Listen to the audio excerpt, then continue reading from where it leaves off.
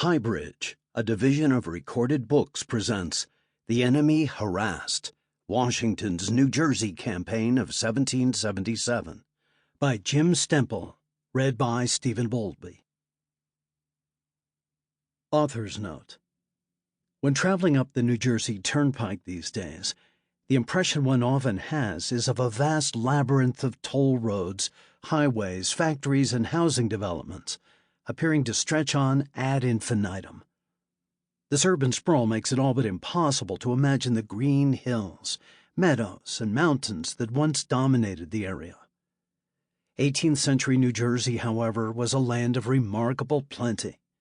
Prior to and during the American War of Independence, New Jersey was, as historian David McCullough puts it, the Garden of America, its broad, fertile, well-tended farms, abundant supplies of livestock, grain, hay, food put up for the winter. Born and raised in New Jersey, I have experienced both its green fields and smog-choked factories, and while growing up, I was generally aware of revolutionary activity in the state. The extent and significance of that involvement had not been addressed during my formative education there. Then, one day, in passing conversation, Roger Williams, owner of Knox Press, mentioned the Forage War. His comment opened a new and fascinating vein of research. Curiosity aroused, I began to study the area, and the more I looked, the more I found. Skirmish after skirmish, battles royale, while populations in upheaval, large armies in open maneuver and combat, stunning victories, and tragic defeats, in particular during the year 1777. Suddenly, I could visualize the roads I had traveled as a youth, choked with scarlet-clad British regulars, blue-uniformed Hessians, and American militiamen and continentals, all hastening toward the roar and fury of battle.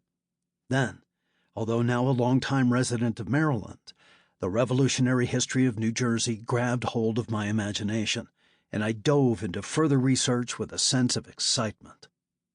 What I discovered were many seemingly forgotten diaries and journals written by the officers and soldiers who served in the ranks. There was Thomas Rodney of Delaware, James Wilkinson of Maryland, John Greenwood of Boston, and Stephen Kemble of New Brunswick, who served as a Loyalist officer for the British.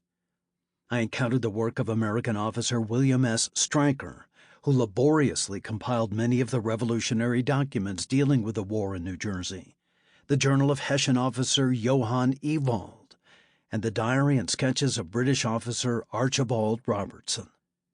These began to paint a picture of the revolution in New Jersey from a kaleidoscope of viewpoints, rather than a stiff, one-sided interpretation.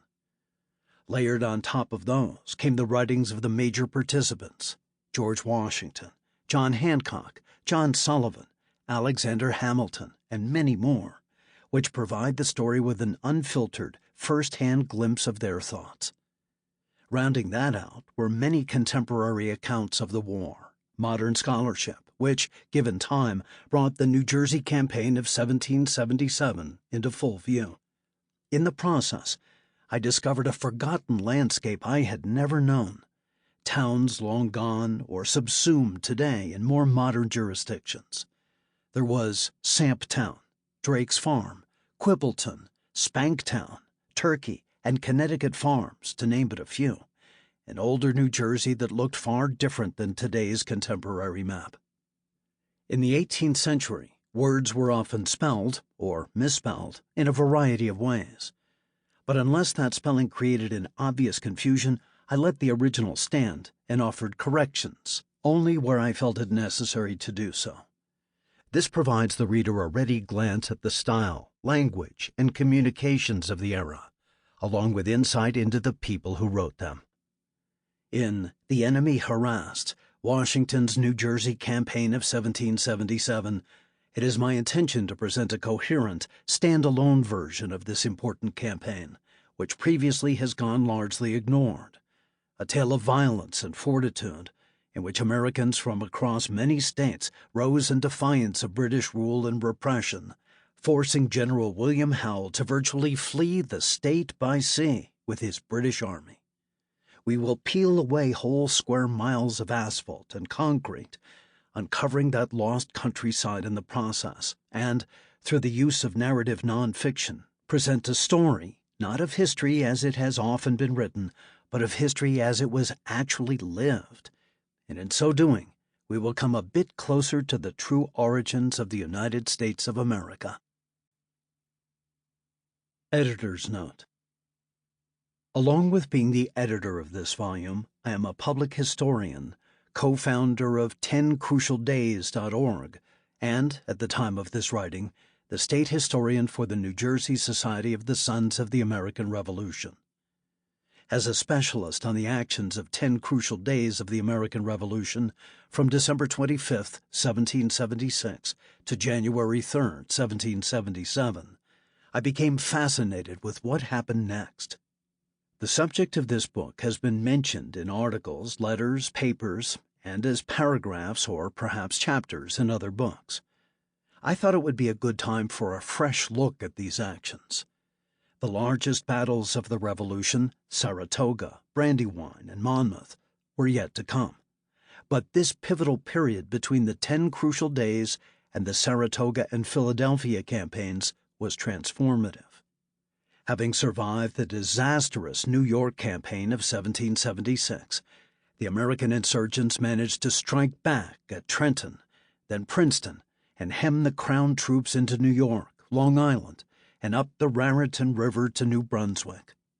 The successes of the 10 crucial days were apparent as renewed faith in the cause, and were rewarded by increased enrollments and determination to deny the British from either forage or the satisfaction of head-to-head battle in open field.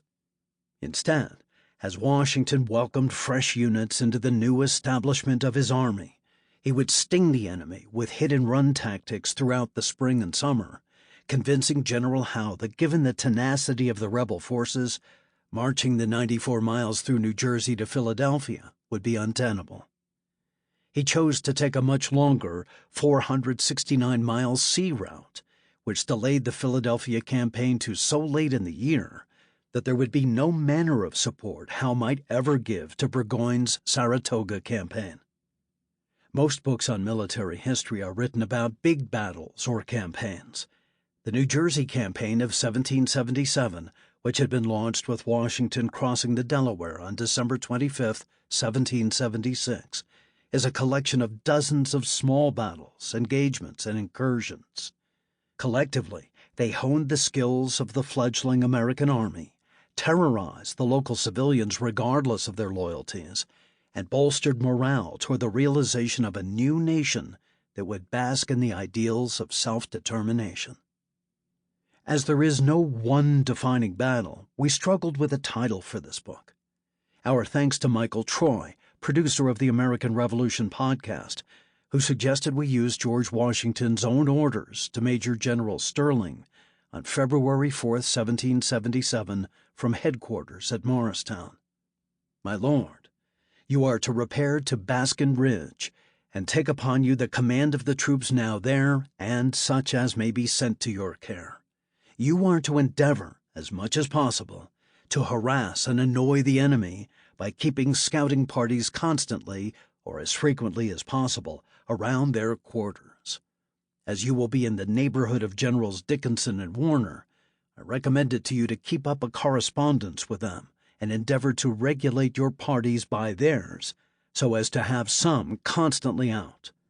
Use every means in your power to obtain intelligence from the enemy, which may possibly be better effected by engaging some of those people who have obtained protections to go in under pretense of asking advice than by any other means. You will also use every means in your power to obtain and communicate the earliest accounts of the enemy's movements, and to assemble in the speediest manner possible your troops, either for offense or defense. Given at headquarters, the 4th of February, 1777. Orders to Major General Sterling, 4 February, 1777. Founders Online, National Archives. Original source, The Papers of George Washington, Revolutionary War Series, Volume 8, 6 January, 1777 to 27 March 1777. Editor Frank E. Grizzard, Jr. Charlottesville, University Press of Virginia, 1998, page 245. After the American Civil War, which was fought mostly in the South, societies and states sprang up to protect the lands on which the battles were fought from development. This was not the case with the American Revolution.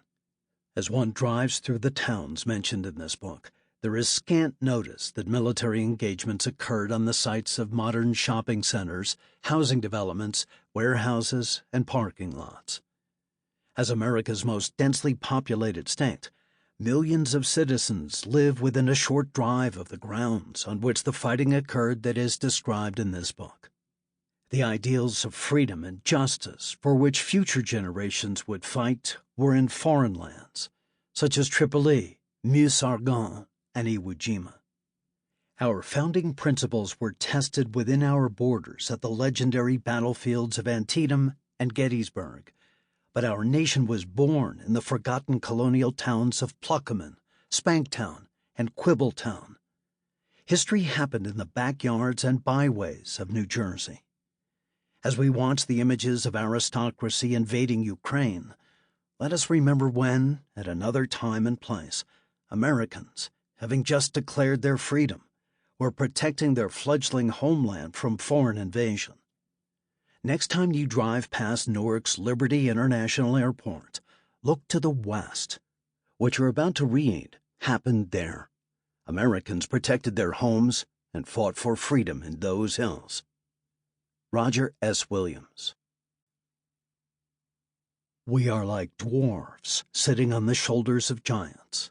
We see more and things that are more distant than they did, not because our sight is superior or because we are taller than they, but because they raise us up and by their giant stature add to ours.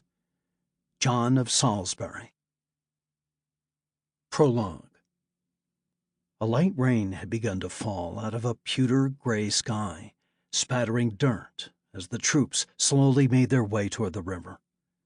Each man had been ordered to pack 60 rounds of ammunition and 3 days' rations, but few knew where they were going.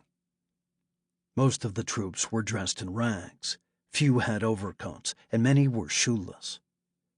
The sun was still a half hour from setting, and already the treetops were beginning to slap and bend, a sure sign of foul weather on the wind. It was Christmas Day, December 25th, 1776, on the western bank of the Delaware River.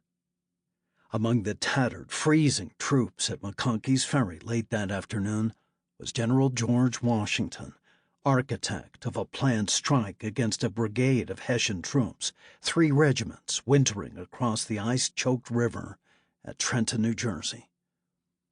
It is said that genius and madness are at times virtually indistinguishable, and considering the state of the American Revolution at the time, a fair observation when weighing Washington's chances of success, even now, from the distance of 250 years. The operation was the offspring of pure desperation, a dreadful state of affairs rapidly approaching implosion. Just a month before, the Americans had been defending New York City, an effort that had ended poorly, to say the least. After a string of heartbreaking defeats, Washington's army had been forced back across the Hudson River into New Jersey, its numbers depleted and morale shattered. Washington set his sights on Pennsylvania at the time, hoping to get across the Delaware River before the British could catch his beleaguered forces on the flat roads that stretched south through New Jersey. For some reason, General William Howe, the British commander, had favored Washington with a less than aggressive pursuit, however, allowing him to gain the Delaware by early December and cross what remained of his army over to the Pennsylvania side. Howe, now believing the Americans beaten and with winter closing rapidly, decided against additional pursuit and put his army into winter quarters instead, in posts established uniformly across New Jersey from Staten Island south to Trenton. Howe then returned to New York City, placing the field command in New Jersey in the hands of Major General James Grant, a Scottish-born aristocrat. Lieutenant General Charles Cornwallis, sharing Howe's take on the situation, immediately asked for leave to visit his family in England, a request that was promptly granted. While the British Army had suffered a considerable number of casualties during the New York campaign, the Continental Army was a shadow of its former self as Christmas approached. Due to repeated defeats, failures, and retreats, Continental currency was on the verge of collapse, credit non-existent, and food hard to come by. The American public, its enthusiasm critical for the war effort, was nearing demoralization. Things were looking decidedly grim. On December 18th, Washington had written his brother Samuel, solemnly admitting that, if every nerve is not strained to recruit the new army with all possible expedition, I fear the game is pretty near up. Since then, Washington had received reinforcements, bringing his effective strength up to 7,600. But most of those enlistments would expire by month's end. Hence, the Army would be a phantom by early January, if it continued to exist at all. There are moments so grim that what previously seemed like lunacy suddenly makes perfect sense, the wildest option, the only option, still available. In that sense, on December 25, 1776, for General Washington, the discerning finger of logic was pointing directly and emphatically across the river at Trenton. To bring that logic to life, the general had opted for a sophisticated three-pronged attack, a plan that even in good weather with well-trained troops might prove challenging, much less in difficult winter conditions with men on the brink of starvation. Nevertheless, the plan was for 3 separate columns to simultaneously converge on Trenton, one of the most difficult things in warfare to accomplish. The main force, 2,400 men, was to cross the Delaware at nightfall, be entirely across, artillery, horses, and all, by midnight, then march 9 miles south to Trenton. At the village of Birmingham, north of Trenton, the main force would divide. One wing, under General Sullivan, would continue south along River Road directly into town, and the other wing, under General Nathaniel Greene, would loop north and enter the village at the same time from the opposite direction. Additionally, Brigadier General James Ewing was to cross the river directly opposite Trenton with 700 men and seize the bridge over Assunpink Creek south of town, preventing a Hessian retreat in that direction. Lastly, a force of 1,500 men under Colonel John Cadwalader was to cross over farther south at Bristol, at once creating a diversion while simultaneously blocking potential British reinforcements. The main effort on Trenton proper was to step off at first light on December 26th. Indicative of the do-or-die nature of the mission, the password was victory or death. On paper, the plan looked splendid, but war plans often look splendid on paper. Unfortunately, due to the brutal winter storm then blowing in and heavy ice flows in the river, neither Ewing nor Cadwalader would fulfill their assignments. Washington would be on his own.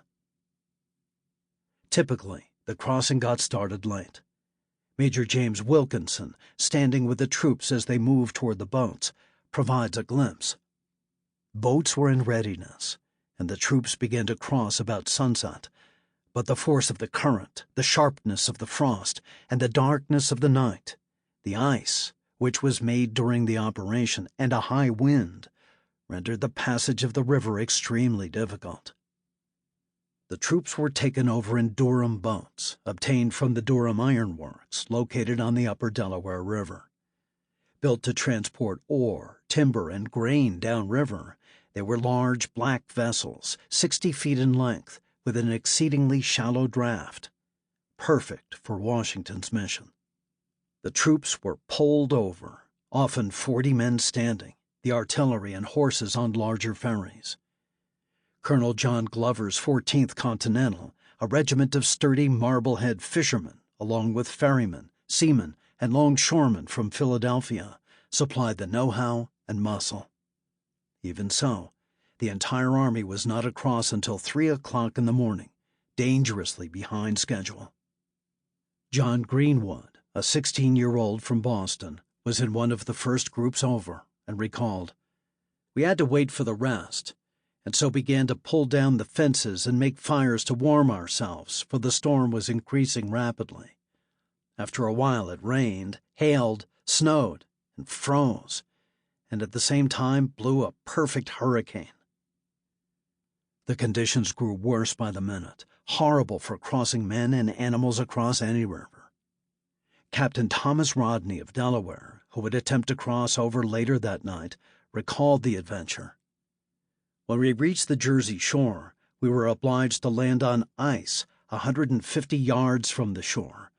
The river was also very full of floating ice, and the wind was blowing very hard, and the night was very dark and cold, and we had great difficulty in the crossing, but the night was favorable to the enterprise.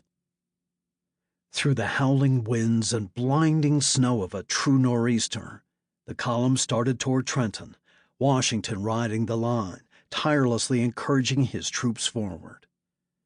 As temperatures plummeted, bloody footprints marked the route southward. 2 exhausted men staggered from the column and collapsed, only to be discovered later, frozen to death. The going was painfully slow, but somehow the column finally gained Birmingham, where it divided as planned. Washington rode north with Greene as Sullivan continued along River Road. It was well past sunrise before both columns finally found Trenton. Given the weather, Hessian patrols had scaled back their efforts, and the Americans had not been spotted, the raging storm having provided cover. A rider appeared from General Sullivan, advising Washington that due to the sloppy weather, his men's muskets were inoperable. But retreat now was impossible.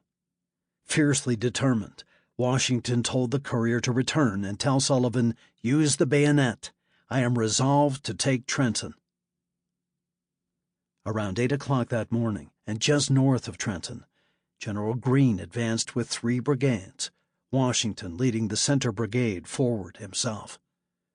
Snow was falling so steadily that the enemy's advanced posts could not be spotted ahead. According to Wilkinson, as Washington approached the village, he inquired of an inhabitant who was chopping wood by the roadside, "Which way is the Hessian picket?" Frightened, the local man refused to answer. "I don't know," replied the civilian, waving an answer. "You may speak," said Captain Forrest, "for that is General Washington." The astonished man raised his hands to heaven and exclaimed, "God bless and prosper you, sir. The picket is in that house, and the sentry stands near that tree." Heavy snow was still flying as the Hessian sentry spotted the advancing Americans and shouted, "Defiant!" the enemy. Shots rang out as the Hessian fired, then retreated before the weight of the American advance. More Hessian infantry rallied, attempting to repulse the Americans on the north side, momentarily leaving River Road undefended. Down on River Road, once the rattle of musketry rose clear in the morning air, Sullivan moved forward, Colonel John Stark of New Hampshire leading the vanguard. It was now broad day, and the storm beat violently in our faces. The attack had commenced on the left and was immediately answered, Colonel Stark in our front, who forced the enemy's picket and pressed it into the town, our column being close on his heels. Sullivan, after chasing off the Hessian picket post, advanced into Trenton virtually unopposed, Stark in the lead. Trenton was then a small town, about 100 houses, now mostly deserted of inhabitants, built on 2 central streets, King and Queen. Myth has it the Hessians had been drinking and partying heavily on Christmas, hence sleeping or hung over as Washington's troops attacked. But this is folklore. The Hessian Brigade, 3 regiments, 1,500 combined strength, were under the command of Colonel Johann Rau, a veteran commander with a sound, if uninspiring, reputation. They had arrived on December 14th and had eschewed defensive fortifications, but had patrolled regularly, on the lookout for raiding parties.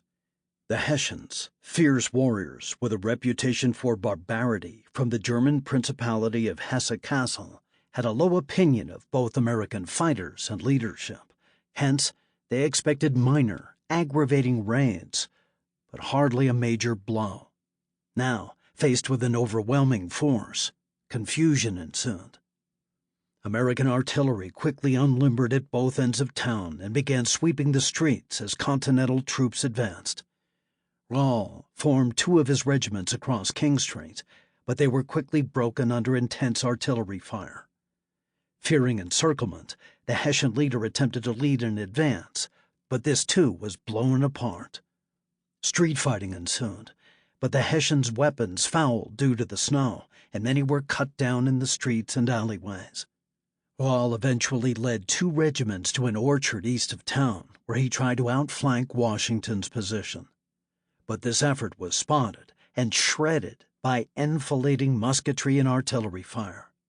Rahl, struck twice by musket fire, fell from the saddle. An officer riding with Washington recalled the Hessian retreat. They retreated towards a field behind a piece of wood up the creek from Trenton, which I expected would have brought on a smart engagement from the American troops who had formed very near them. But at that instant, as I came in full view of them, from the back of the wood, with His Excellency General Washington, an officer informed him that the party had grounded their arms and surrendered prisoners. Overwhelmed, some Hessians tried to flee south across Assunpink Creek, but most were eventually surrounded and forced to surrender. It was all over in less than an hour. Washington's desperate gamble had paid off, and he grasped at once just what he and his men had accomplished. As the Hessians were throwing down their arms, Major Wilkinson, tasked with receiving new orders from the commander-in-chief, galloped over to where he was sitting on his horse. On my approach, Wilkinson writes, the commander-in-chief took me by the hand and observed, "Major Wilkinson, this is a glorious day for our country," his countenance beaming with complacency, a rare display of satisfaction from a man who, of necessity, had always kept his emotions under strict control. The Hessians had suffered 22 killed, including Rahl, 83 wounded, 896 taken prisoner, while the Americans suffered only 5 wounded and 2 dead, the 2 who had frozen to death on the march. Additionally, falling into American hands was over 2,000 small arms, barrels of ammunition, 6 excellent artillery pieces, horses, and the Hessians' entire supply of food, drink, shoes, and clothing. For the weary Americans, it proved an enormous haul. Amazing as these totals were, they failed to grasp in any meaningful sense the true impact the engagement would soon have on the country. It would not be an overstatement to suggest that news of Washington's victory utterly electrified an American public previously benumbed by the war. Of Trenton, author Mercy Otis Warren wrote, "From the state of mind bordering on despair, courage was invigorated, every countenance brightened. Nevertheless, those accolades were still in the future, as Washington gauged the extent of his victory, the prospect of advancing still further, and lastly, the condition of his troops." A conference of officers was held, and opinions naturally varied from pressing on to an immediate withdrawal back across the Delaware. Ultimately, reality prevailed as the weather remained horrendous. The men continued in a state of near exhaustion despite their soaring spirits, and lastly, some of them had gotten into barrels of Hessian rum stored at Trenton, which had rendered them drunk and useless in moments only. So it was agreed to return to Pennsylvania and to fight again another day. James Wilkinson wrote, "The general impulse excited by passion was now approved by reason, and the American community began to feel and act like a nation determined to be free." They did not have long to wait. Only 3 days later, in fact, Washington wrote to John Hancock at Congress, explaining his desire to again cross the Delaware in pursuit of what he still fancied a foe in retreat. I am just setting out to attempt a second passage over the Delaware. Sample complete. Ready to continue?